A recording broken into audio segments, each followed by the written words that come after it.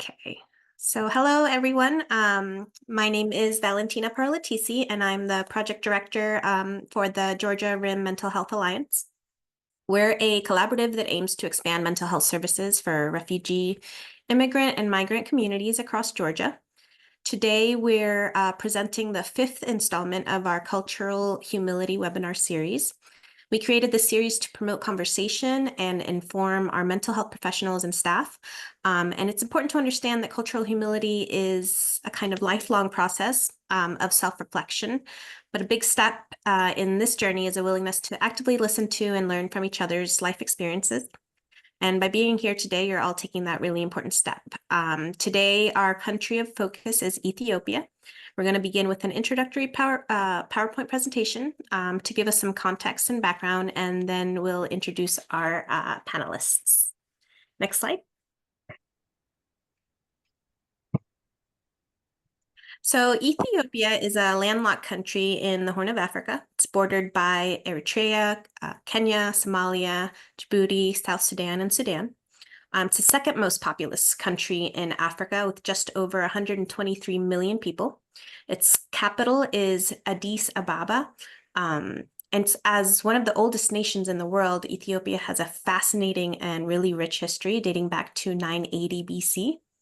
One of its most ancient towns, Aksum, was once the ancient seat of the kingdom of Aksum, now lies in the northern Ethiopia, and is a popular tourist town, appropriately known for its antiquities. It's also considered a holy city to the Ethiopian Orthodox Church, which is also one of the oldest forms of Christianity in the world. Another really interesting fact is that the Ethiopian calendar has 13 months and is typically 7 to 8 years behind the Gregorian calendar that we use. So today in the Ethiopian calendar, it's September 18, 2017. Next slide. So So since the fall of the Socialist Derg and the rise of the Ethiopian People's Revolutionary Democratic Front in 1991, Ethiopia has made significant economic and political strides. The transitional government paved the way for Eritrea to secede and hold its first multi-party elections in Ethiopia in 1995. Still, Ethiopia has struggled to recover from border wars, drought, famine, oppression, and political and ethnic tensions, especially in the Tigray region. Border wars in Eritrea in the early 2000s alone caused the death of more than 98,000 people. Severe droughts around the same worsened conditions across the nation, leading to immense food shortages for over 13 million people. Huge strides were made by the current prime minister in 2018 and 2019 to end the conflict in Eritrea, efforts which won him the Nobel Peace Prize in 2019. The release of thousands of prisoners also in 2018, many of whom were imprisoned for speaking against the government, was a welcome policy change for a government well known for its harsh treatment of opposition groups and arbitrary arrests of journalists and protesters. Still, infighting and ethnic tensions remained, especially among factions of the political group, the Tigray People Liberation Front. Although a peace agreement followed in 2022, tensions between two powerful factions of the TPLF have continued to split the party, raising new concerns over an outbreak of violence in the Tigray and Amhara regions. Next slide, please. So the Office of the United Nations High Commissioner for Refugees at UNHCR is a UN agency mandated to aid and protect refugees. In 2023, they released this report. It's an overview of refugee camps in Ethiopia. This map shows where they're located and the relative distance to the nearest urban cities. And it also shows the high number of refugees traveling to Ethiopia from other countries, especially in Somalia and Sudan. But still, you'll see that 81% of children refugees were actually born in Ethiopia. Next slide. This year, the UNHCR released a report on the current situation in Ethiopia. I believe this was in August. There are currently 156,000 Ethiopian refugees and asylum seekers dispersed among the neighboring countries and 4.4 million displaced persons within the country, so internally displaced. It also provides a breakdown of refugees within the country and where they come from. Around the report, you'll see some of the latest headlines coming out of Ethiopia. As I mentioned before, the tensions have been rising recently with Somalia and also Egypt. Okay, next slide. So now we're going to hand it over to Dr. Mary Helen O'Connor, who will be presenting our panelists and moderating the discussion. Dr. O'Connor is one of our fearless leaders and the Director of Community Engagement at GSU's Prevention Research Center.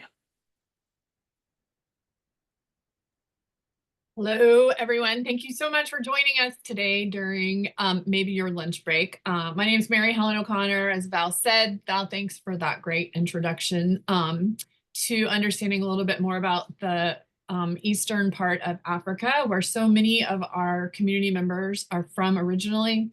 I'm a scholar of migration and refugee studies, and I'm a former professor of English at Georgia State, which is how I met these amazing people. So Yitbark needs to turn on his camera. But Yitbark and Eden were my students many, many eons ago in English. And Fevin and I've worked together in the community, especially during the pandemic. So during this moderated talk about Ethiopian culture and the process of coming to the United States and what that's all been like, I want to make sure it's open to everyone who's joined us, which we have a pretty large audience, to ask questions. I'll start off with some questions for our panelists, and then if anyone has questions, I'm going to rely on Val and Ashley. If there are folks who want to raise their hand and or unmute and ask a question at any time, please feel free to do that. So I'm going to start by asking you all if you will each tell us a little bit about yourself and what you're doing and where you are in your life, and who wants to start? I can start. Thank you. Hello, everyone. My name is Faven Bakali. I graduated from Georgia State University 2 years ago now, public health major, and I have been working with Mary Helen in the pandemic, while still being a student with COVID, as well as now working as a community health response coordinator at the IRC Atlanta.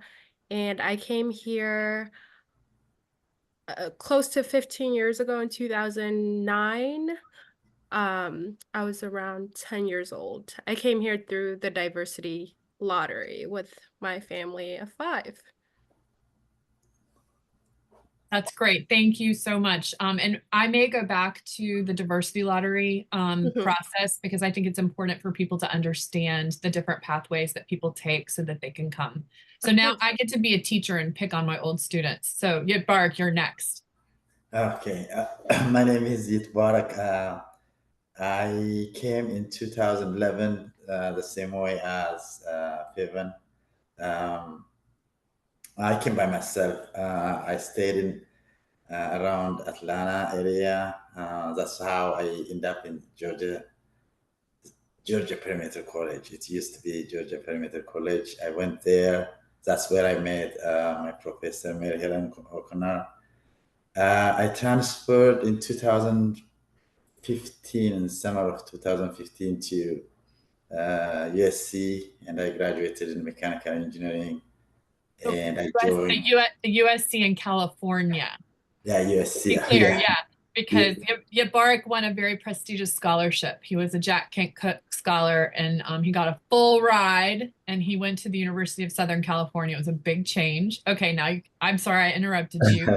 You're too humble, and I have to brag on you. Yeah, I remember she was the one who wrote me the recommendation. So a lot of help over there. So since I graduated from USC, I joined Intel, and I have been working for Intel as a process engineer for the last 6 years. I'm glad I'm joining you guys in this discussion. Okay, Eden, it's your turn. Hello, everyone. My name is Aidan, as you guys already mentioned. And first of all, I am so glad to be part of this panel and to be right with Professor Mary Helen O'Connor. I mean, I have to say it professionally, but I would say she's like my role model, and she was almost like my older sister when I was at school. So I used her like my sister, my mom, not like a professor or my lecturer. And also, it's amazing that Yitwarak, he was not my only best friend. I would say, I told him this before, he was also my brother, like real brother. And Miss Dr. Mary, all about this, our connection we had. And I came to US in 2010, as my friend said. I came with a diversity visa, and after 2 years, I joined college, Georgia Perimeter College. That was used to be, now is Georgia State University. So it was a big journey. It was not only like academic learning, but it was life learning, especially with my Professor Mary Helen O'Connor and Itbarek. They were part of my life. So I'm so happy that I met you guys with this way, like all the situations that been there already passed. And now we are here to share what we had, which is a blessing, and it's a big miracle to me. So I am so happy. And I graduated in 2017 with nursing. That was associate degree in nursing. And Professor Mary Helen, she was with me at that time. She was one of my people who were invited. After 2017, then I did my BSN degree in nursing, the same in Georgia State University. So I had associate degree and my BSN degree from Georgia State University. I finished my BSN in 2019, but I started working as a nurse since 2018 after I graduated from Georgia Perimeter. Actually, with Georgia State University, it was already changed the name Georgia State University. Eden, if you don't mind, would you tell share? It's a very emotional moment for all of us. I kind of think we haven't talked a lot about how hard it was back in those days, but could you share a little bit about the choice that you had to make about coming to the United States and what you had to leave behind in Ethiopia for opportunity? Yes, I'll try to be not emotional. You already know everything, and you were there with all the strengths that I have to get at that time. So when I came to the US, I came by myself, as Yitwarak said, and after a year and a half, I went back to Ethiopia to visit my family, my husband. So when I came back, I was pregnant. So the first thing when I decided to come to the US was to get better lifestyle, especially to get a better education in America. So I have to, at that time, I had to decide on my baby. After I get my baby, it was so hard to proceed with my education. So I have to decide something that I have to for my better future. So I went back to Ethiopia with my son, and I put him with my mom in Ethiopia. So I came back to the US and restarted my school. That was the big decision, and it was so hard. Everybody can tell that. Like, we might not stay like 1 week or 1 day without seeing our loved ones. Baby is a big challenge. He was a big challenge regarding missing him. But that was the only decision that I can do to make my life better. And I believe that USA, if we put our effort, if we focus on our future, we can make it. But all success has its own risk to take. Our success needs our something from our life that may be my pleasure or something it has to go. So I have to decide on that. But the road was not easy, but it was possible.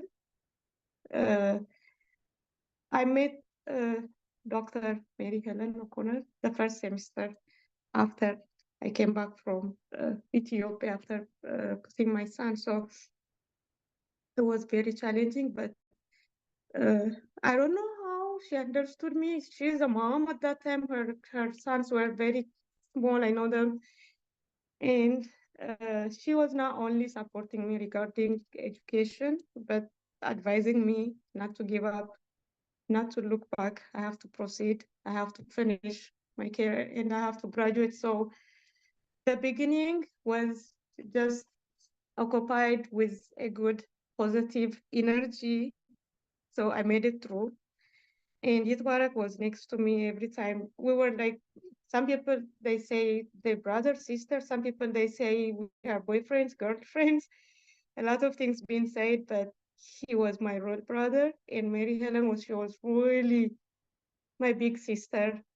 And I finished her course, 2 courses, but our relationship continued. But because of the life busyness and all those stuff, like we met once in a while, but And then tell them now tell them now the best part. So you have what? Who's here with you now?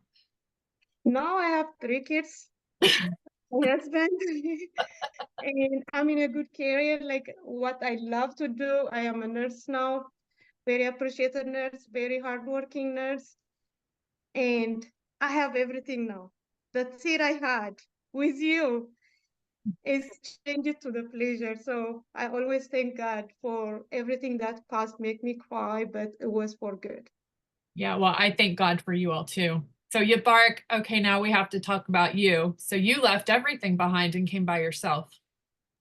Yeah, it was really as Eden said, we have different maybe different experiences, but we all have to endure some difficult time deciding coming to a new country, learn new culture, new language, and go through all those stuff. I remember in my first year here, I lost my sister. She passed away when she gave birth to the. Now I adopted that kid, but it was a difficult time for myself, being by myself here and trying to go to school. I remember coming to your classes, working gas station jobs, night shifts, and stuff like that. Being sleepy and I forgot about that. Let's tell that story. I forgot. So Yabark was in my English 1101 class, and it was like an early class, and he was always asleep. And I was like, oh, this kid is not going to pass. And so that's how I met you, is that I said, oh, you have to wake up if you're going to pass this class. And you're like, I work night shift at the gas station. Remember that? Yeah. Can you imagine that you work night shift at a gas station in a new country and now you work at Intel? It's just a miracle of how resilient and brilliant all of you are. And I'm so proud of you. Yeah, it is really, yeah. I mean, we couldn't do it without the help we got. I mean, you were there through all the stuff, and we are all appreciative. We have been talking every time about that, but it looks like it was easy, but it was never easy. But we got the help, so I want to thank you again. Yeah, for I mean, I don't know, the audience are, I assume, new immigrants here, so yeah, stick to your plans, and I just want to say, stick to plans. There are help everywhere, so seek help. I think that's something I want to say. That's a great way for me to talk to Faven about this, because she's working at the IRC. So she's also been through the experience as a young person, but then she's working with people who are arriving every single day. So I'm going to ask all of you, and we'll start with her first. What do you think can the people who are on this call, what are some things they can do to make people from new arrivals, all new arrivals, but especially people from Ethiopia, feel more welcome besides eating injera? I think it's important to put ourselves in people's shoes, right? Everything is not perfect. Like they've said, we all came to the US in the same way through the diversity lottery, but I was fortunate enough to have my parents here go through those struggles. And as a young person, I didn't really have to go through those struggles the same way Yitzbarak or Eden had to go through it. So everybody has different experiences, and just trying to understand, not trying to assume, this person came from here, so they must be this way, but to really sit there and understand and hear their stories and put yourself in those situations to fully understand what that person is going through in order to have a tailored response to that person's struggles or needs. Aiden and Bark, do you guys have advice? I mean, a lot of the people on this call are working directly with new arrivals from other countries and immigrants. I think you've talked a lot about me being a teacher, so you can find help a lot of places. I think we created kind of like a little family, and then I remember a lot of the other guys, Miss Ghana and all the other guys that were in the classes, that supporting each other is really important, and finding people from your own community so that you can feel connected to home in some way. Mhm. Yeah, I mean, newcomer is always gonna be a victim. Cultural shock is always there. And language barrier is the big thing. The way you have no way to express your feeling, where you wanna go, what to do. It's a lot. But the first step for the newcomers, I would advise is don't lose your confidence. Like back home, you have confidence. You've been communicating with the people. You've been learning, teach everything. You've been there. You are fully human being. So take it like you just changed it, the place where you're living. So don't lose your confidence and open your mind to learn. Don't be shocked with the culture, because there are a lot of culture in America that we don't know completely. So that shouldn't hold you from digging out to learn or digging out to change your life. So what I would say, seek for information, get someone to help you out. If you guys are from Ethiopia, find someone who is better than you in Ethiopian community. Don't just stick, and don't be afraid of Americans because you have accent. Don't be afraid of Americans. We have kind of shy culture. Don't let that thing to hold you. It was part of my problem. Like I was very bold in Ethiopia, but here when I came, I don't know American culture. I don't know what to say, and what I said may offend the people or may make them okay. I don't have any clues. So those things make me to try to put myself back from so many stuff that I would have done, but I'm not going to go back. But thanks to Mary Helen O'Connor and my school friend Yitbarek, sometimes he used to be ashamed of me with different stuff that I do when we were with friends at school. But don't be ashamed. Don't hold yourself back from doing something. You will make it. And one thing, American people, they are very positive people. If once they knew we have a good attitude to learn, we have a good emotion they will help us, even if our culture is different, even if we have very thick accent, even if with everything around it, let them know that we want to learn, we want to improve ourselves, which way to go, they will show us, even we don't find our own people from Ethiopia or anyone else. But don't hold yourself because of your culture. Don't hold yourself back because of your accent. Don't feel like you cannot make it. You're gonna speak as the way they speak. You're gonna learn the way they learn, but don't hold yourself back. But always, always seek for information. If you feel the people around you, they don't know, find someone who can know. Don't sit back. I'm not going to make it too long, but Yeah, that's you've gotten to, man, Eden used to be very quiet. Mhm. Yeah, Bark, if I were going to ask you, or I mean, all three of you, what do you guys think are the major differences between Ethiopian versus US culture? Like, what are the things that are the biggest differences? Let me start. Let me add to what Eden said earlier. From the how you can get help from different places. I remember the first essay I wrote to your class, and why I am giving up on my dream to be an engineer, and how I was pursuing um, a new field of study, pharmacy, because people told me I got mad at you, yeah, didn't I? yeah. So, that's the decision I have. That decision was really very, very important in my life, to where I am. So the thing is, you can get help from different places.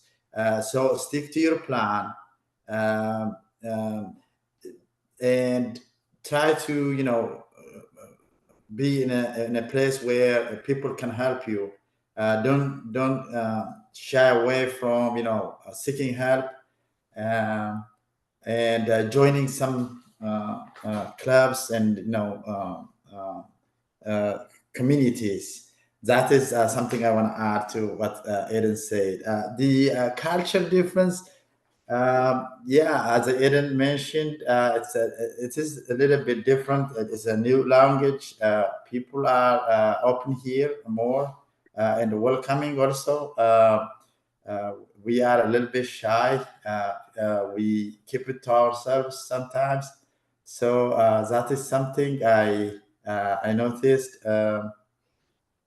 and I think the other people can talk about that. Yeah, I also want to add to what they said about seeking out help, but also for us who've been here, who've been through the process, and first generation Americans, Ethiopian Americans, I think even if they haven't had to go through the process of being immigrants or migrating to the US, their parents or their grandparents have came through that process. And I think it's important for people who are in positions to help, especially Ethiopian Americans, to go out there and be a resource, so people can seek us out. But cultural differences, I think I grew up in the eastern part of Ethiopia, and it's a very social environment, right? Like the neighborhood, the whole community knows each other. Everybody's there to help each other.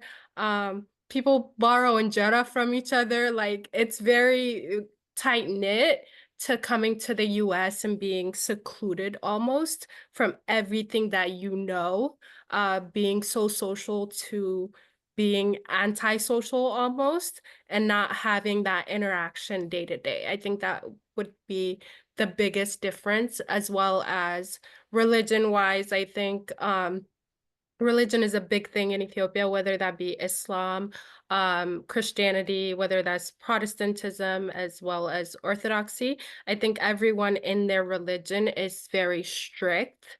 And everything here is so lenient. So I think those are the main differences that I've noticed.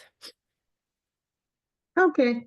So they almost said everything. I would say they almost said everything, but just to add some, of course, we have a big cultural difference. And the main thing, like Ethiopian people, to show you the respect, they don't see your eyes.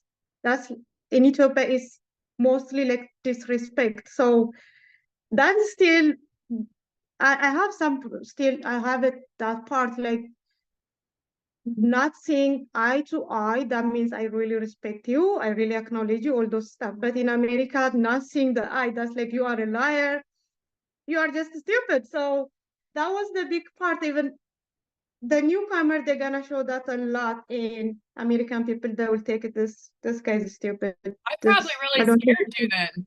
I probably scared you both very much, all of you, because I looked right at you.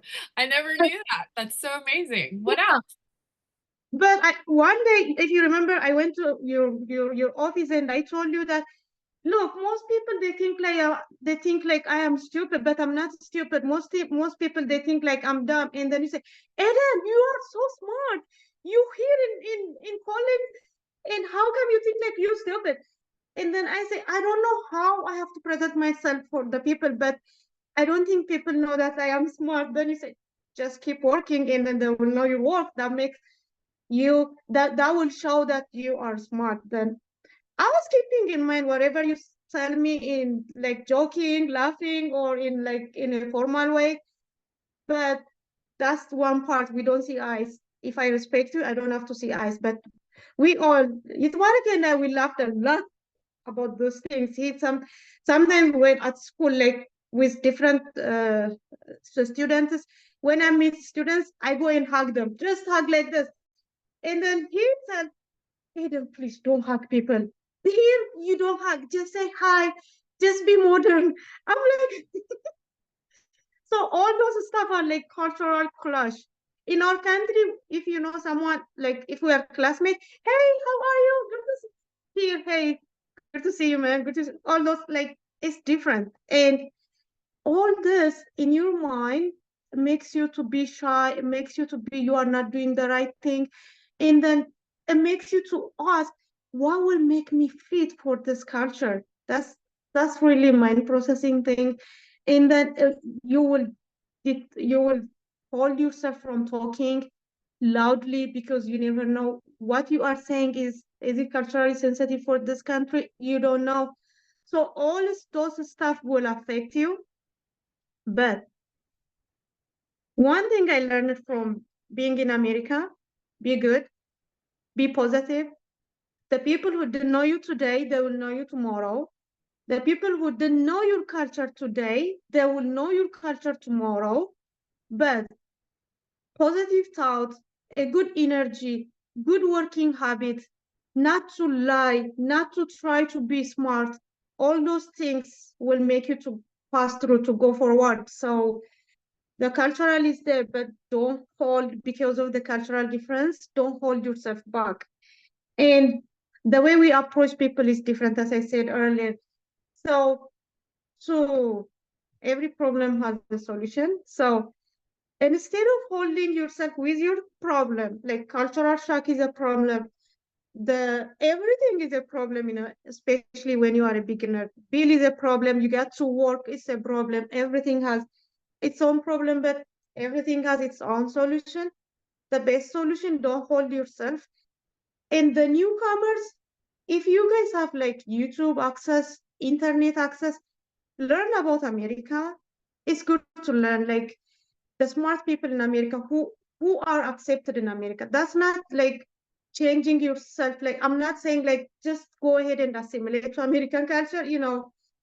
We grow up in our own culture and it's so hard to be let everything go and learn a new thing. But know about American is a good thing. They are very open. And the biggest thing, as I said earlier, if they know we have a good thing in our heart, if they know we are very motivated, if they know we are hardworking, they will accept us, regardless of our culture, regardless of our accent. So they will nominate you when you feel good. Yeah. Eden, you're making Americans and all of America sound so lovely and wonderful. And we know that that is not really true right now. So I want to turn to something that's a little bit difficult to talk about, and you may not want to, but we know right now, especially in this current political environment, that people who are from other countries are not necessarily feeling welcomed. And I'm glad that you all have been, I mean, you are examples of why America is great, because we are built, the country has been built on a culture of immigrants and welcoming people here. However, I wonder if you all have experienced discrimination or racism or other kinds of oppression as you've been here, and how you recommend people who are working with new arrivals or immigrants, for people from other countries, how to help them through situations like that. So if anybody's had an experience that they feel comfortable sharing. A very close friend of mine in the community recently was called names in Aldi at the grocery store. So we're in this political moment that is very difficult for a lot of people. And I just wondered if you all had experience or a story to share or advice for people who might have experienced that. Yeah, I was trying, I'm sorry, I just jumped in. I'm trying to say not to hide themselves because of the culture, because they changed their living from Ethiopia to America. They shouldn't hide themselves. And as I said, and the other thing, what I'm trying to say, let them know at least who they are. Let them just show your energy, show your hardworking. Of course, there is discrimination. We cannot hide it. We cannot, but at least instead of being hidden at home, they can face it. Let them go and face it. Let their work challenge itself. So instead of fearing of the discrimination, instead of fearing of the culture, instead of fearing of I cannot do it, let them go and show themselves. That's what I'm trying to say.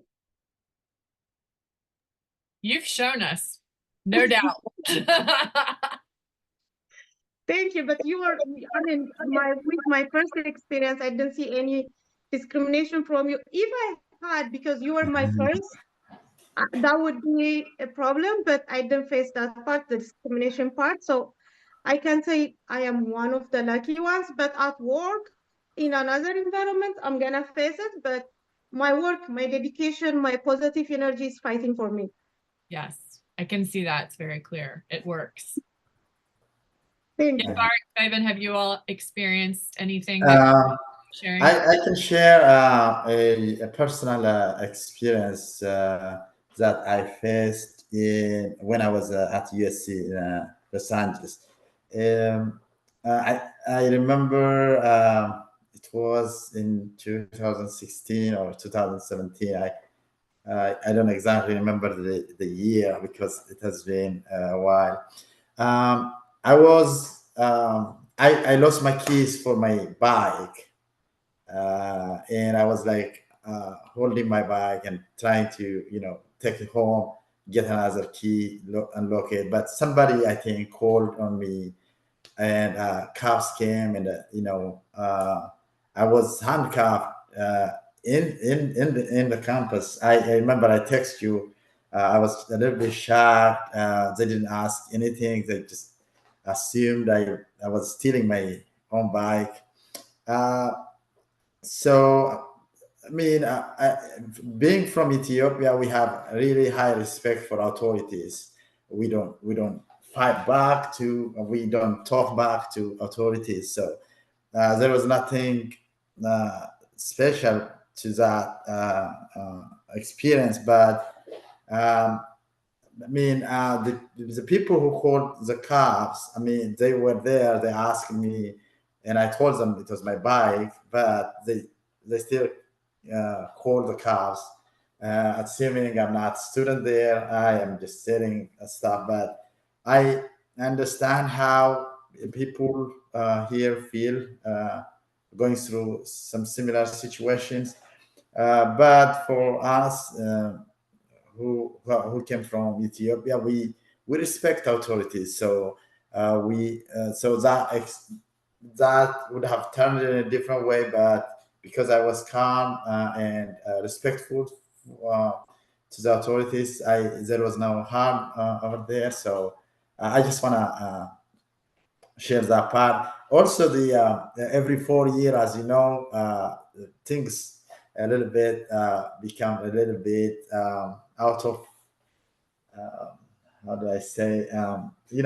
It's just every 4 years, so we have to do the other 3 year peacefully. So I think I don't have any. I didn't get any personal experience through this political stuff, but I noticed every 4 year or every 2 year when there is election, there is some kind of tension.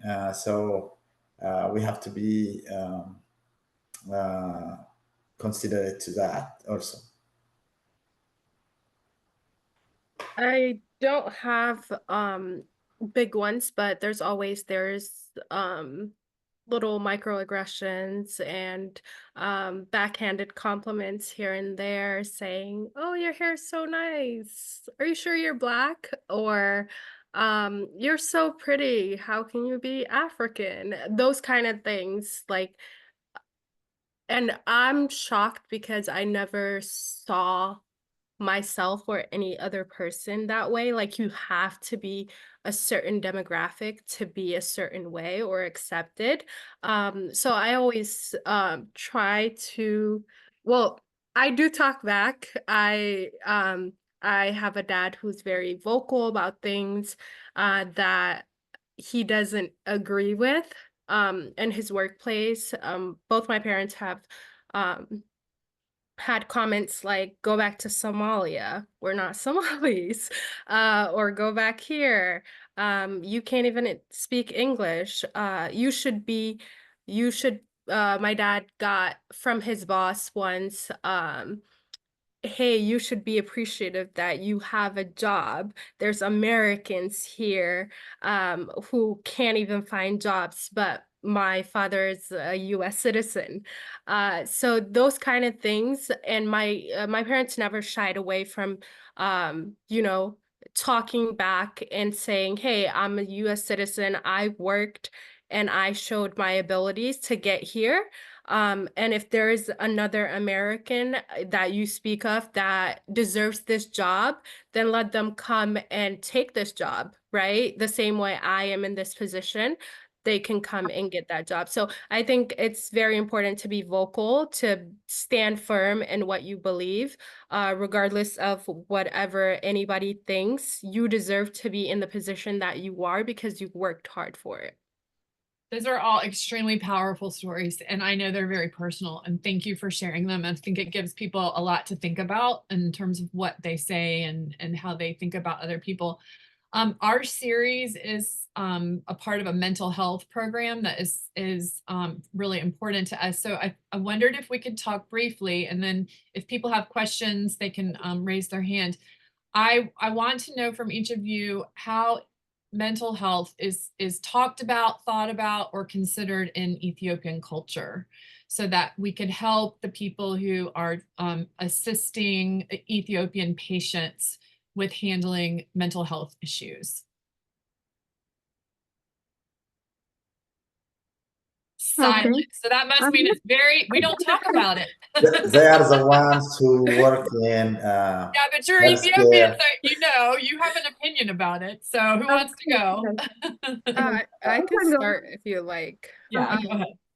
Yeah, so mental health has been a taboo. I think with a lot of Rim communities, it's the same way, not only Ethiopian culture, but I do believe that in older generations, it's less accepted than it is with younger generations. People my age are more willing to accept, I have a problem, I need help, and seeking that help out and resources.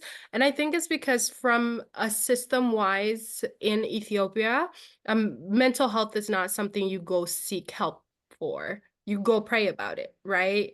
Um, And that's not to say prayer is not helpful for some people, but for others is not. Mental health doesn't have a one solution for everyone, right? My case might be different from your case.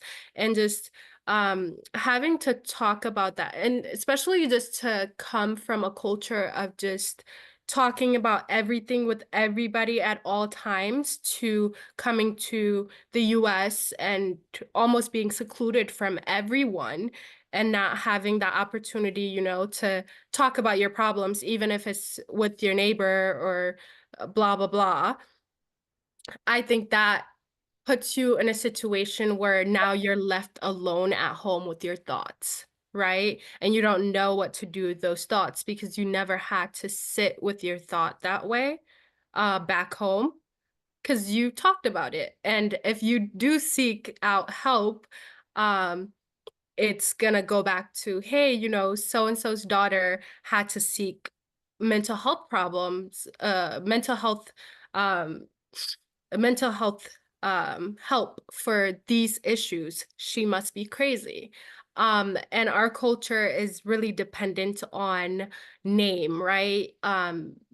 Parents care more about their names than having to seek out that specific solution for their kid, right?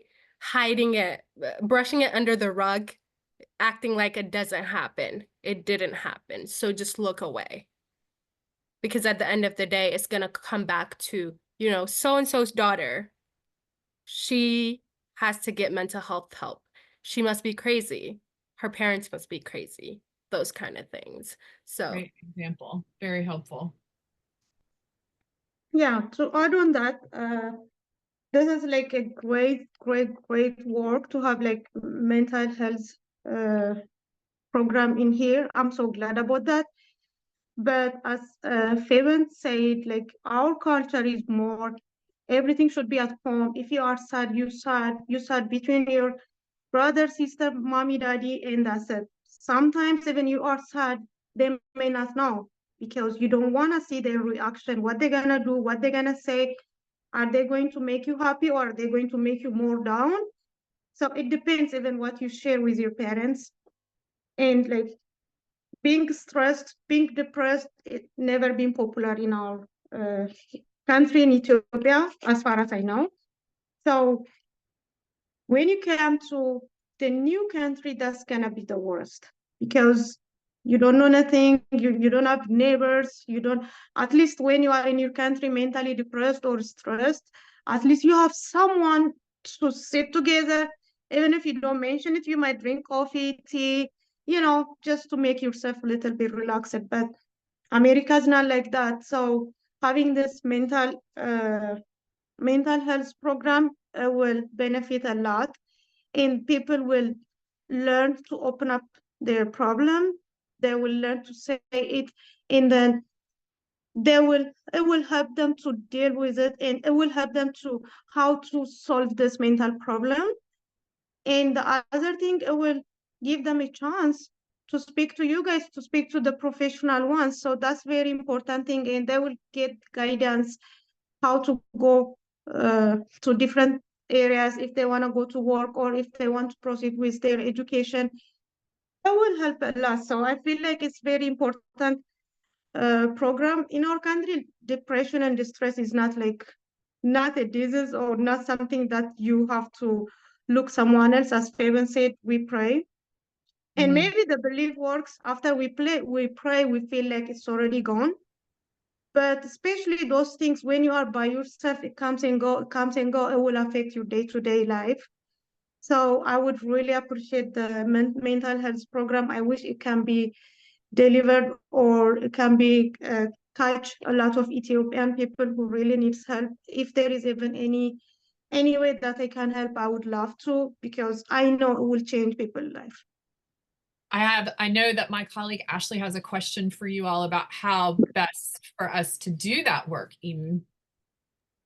I do. Thank you so much for what you shared so far. And I was just wondering, you kind of touched on this a little bit, but I was wondering if you could provide some advice to healthcare providers and to community-based organizations, staff, around how they could approach people from Ethiopia around mental health services. Are there certain words that we should be using? Are there certain things that you think we could say that would put people more at ease or might make them feel more open to seeking out mental health care? Any tips or guidance you have for our providers and our nonprofit folks would be just so appreciated. Yeah, I think with a lot of our RIM communities, not only Ethiopians, in my work, I've seen that if you are telling them, hey, we have a mental health webinar, show up, no one is gonna come, right? But having it, wording it to like, hey, we have a health and wellness program where we talk about overall health, right? And mental health is connected to overall health. And then talking about, myths and not, facts and myths within mental health and what's actually correct and what's not. What's a psychiatrist? What's the difference between a counselor and a psychiatrist? The education level, right? Our people are very into, they believe you based on your education level. They put big emphasis on education. So having, doctors or people from the community that have higher status per se, education wise, they're more receptive to them, or people who work in this field, and just trying to debunk myths between those things. And then one big thing is like, I know when we've had mental health webinars, we talked about how we're not giving you mental health medication for specific things for you to be addicted to medication, right? With the rise of opioid addictions, they're also worried about those things. So touching on topics like that and just slowly debunking it and having it advertised as a health and wellness presentation, or just using a different word than just mental health, because we do have an institute in Ethiopia for mental health specific institution. Is called Emmanuel or Emmanuel. It's a hospital. And there's a joke that goes around, hey, they must be crazy, take them to Emmanuel, right? That shows you what kind of attitude they have towards mental health. So hopefully that helps. I just want to add, as Faven just said, picking, some socially accepted people to help them, and this. Just to add on that, Ethiopians, we use, Eden also mentioned that, holistic approach, which might be churches. We have several, Orthodox Christian church, holy water, and in Muslim, in every religion, we have how we have to deal that. We have to deal with mental health. So for providers, I think it is better to incorporate those matters into the mainstream, or I don't know, the mental health programs they are providing, and also peer. It can also be included in this. Some people who has been through this and who are considered healed, or those also can help. Also, language is very important, as Eden, as Steven said. The way we understand mental health is way different than how it's dirty. So language is very important. So to summarize, language, peer, and also incorporating holistic method might help on that. Yeah, so both my friends, Fabian and Yisparek, they almost mentioned what I was thinking of. So how to approach them? It's much better to approach understanding their culture. As we already said, we are not open right away. So with non-judgmental way, because whatever we say, if we feel like that's gonna be judged on that, we won't say it. We might die with it. We don't. So with non-judgmental way, it's good to approach.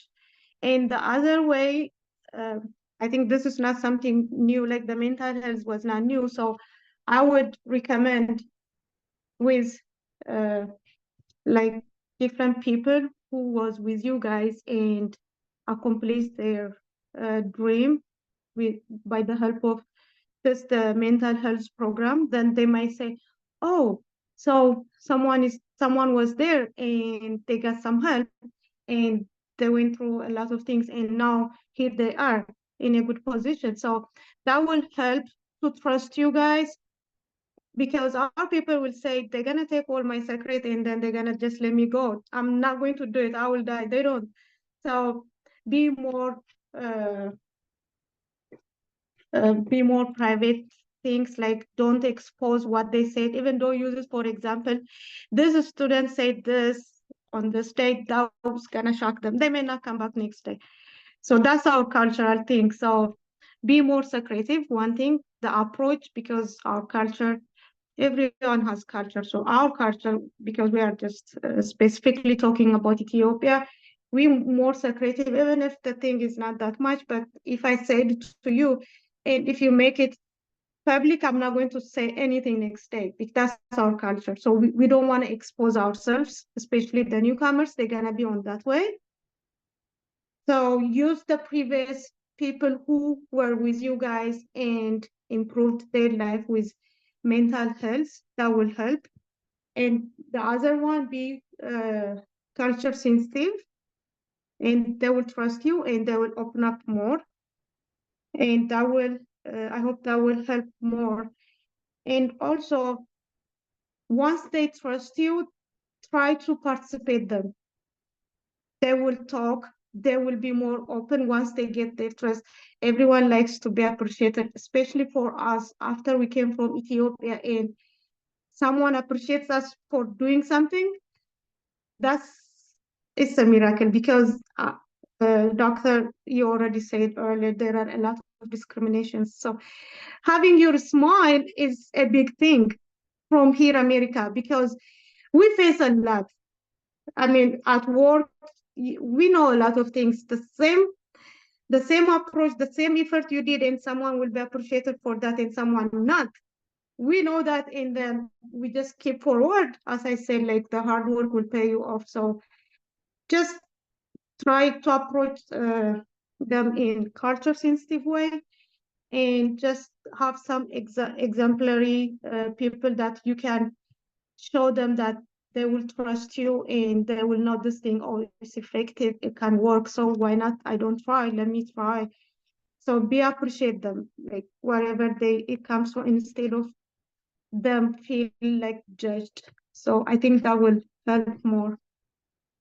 Well, I just want to tell you three how much I appreciate you, and I'm gonna start crying because you helped me remember some of the happiest times that I had as a teacher. But I'm also so proud of all of you, and I thank you. It's the honor of my life that you are my friends and my students, and you're also my fellow Americans. And I am still waiting for my invitation to go to Ethiopia with you.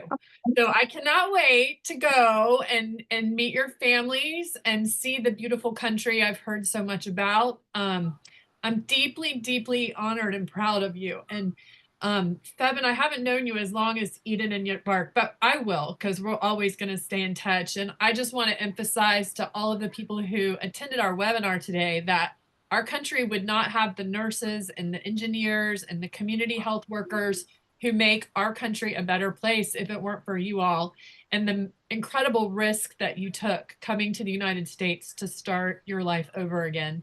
And thank you so much for sharing with us so that we can do a better job of taking care of each other. I miss you all a lot and I love you very much. And stay in touch. And thanks so much for helping us out today. Thank you. Thank Thank you so much. Thank you so much. Thank you. I can say this is the best day in my life. I had a good time to, in a good way. So moving forward, I hope we will have a lot to do together. And going to Ethiopia is gonna happen.